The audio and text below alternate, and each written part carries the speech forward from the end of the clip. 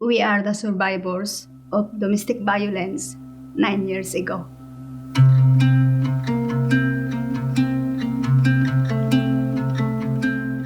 I enjoy working. I work and work and work. I don't even have time to go dating or find somebody. I said, I don't need a man.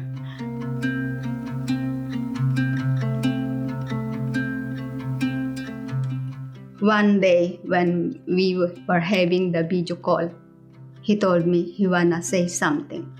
He proposed to me like he wanted to marry me, something like that. You have to come to see me and say that again if your intention is pure. He said, okay, I can do that, I can do that. At the airport, he knelt down and proposed to me. We go shopping in the airport. He bought me an engagement ring. So I hope, dear Lord, this guy would be a good one for me and a father to my son. The visa came, I passed my interview. I can't believe we are going to USA. I never dreamed to come here in USA. So when my boyfriend met us at the airport, we went to the church right away. To my surprise, oh my goodness, I'm getting married right away. Can I have few days to rest? He said, no, we are going to get married right away. I said, oh, okay. So we got married. There was a smooth change on him. Like I asked my husband, would you teach me how to drive? So if I will be driving, I could go find a job. And he suddenly said, if you will be driving, you will run away from me. And me and my son is talking in our own language. And he would just show himself and said, are you guys talking against me? And I said, what are you thinking?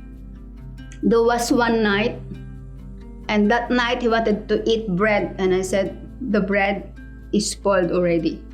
He stand up and get the edge of the table and flip up the table upside down. The glass, the plates, the foods that I spent cooking on it is all over the floor.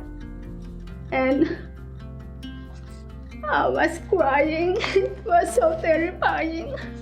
And I said, what's going on with you? And then suddenly, the next thing I witnessed, he grabbed my son's neck. One hand here and one hand on the neck. And he was 6'2", and my son was so small, light, and skinny.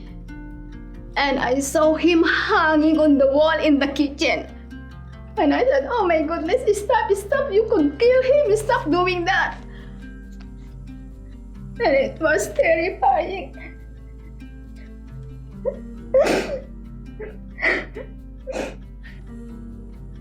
And then the police came by, checked my son's body. He got all bruised in this part, turns red, the face turns red. He was still shaking.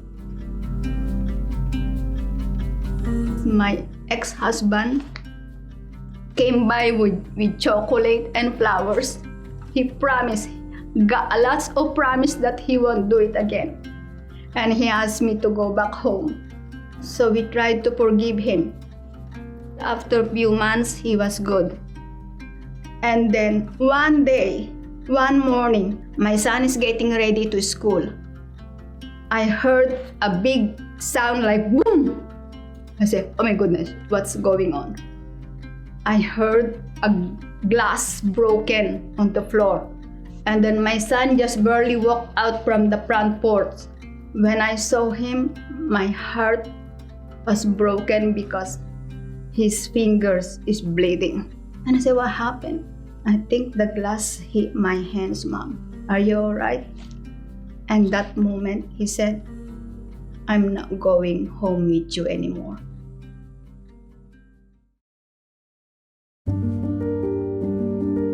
Victim witnesses who called us, and they were with her at the time. We bring them in, we get them comfortable, we let them take some time for themselves, get some rest. They took us in with no hesitation at all.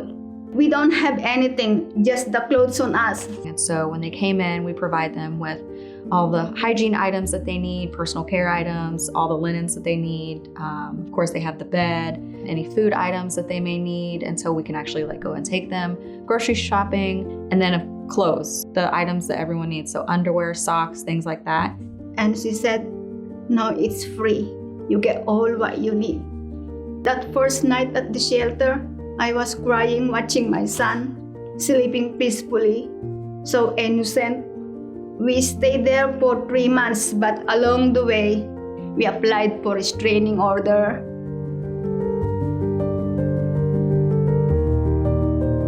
She woke up early with me. She picked me up at the shelter, took me to my training.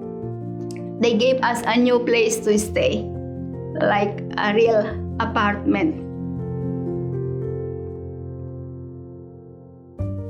And she told me, I'm going to give you my car. And I said, oh Lord God, this is happening. And then after that, I saved some money and filed a divorce. It was granted in June 2019. So I got her connected with legal aid, and they helped to get her through the immigration process. And her son studied for the citizenship test, and they passed it, and they just became citizens of the United States. I couldn't ask anything else more than this. We are here because of YWCA.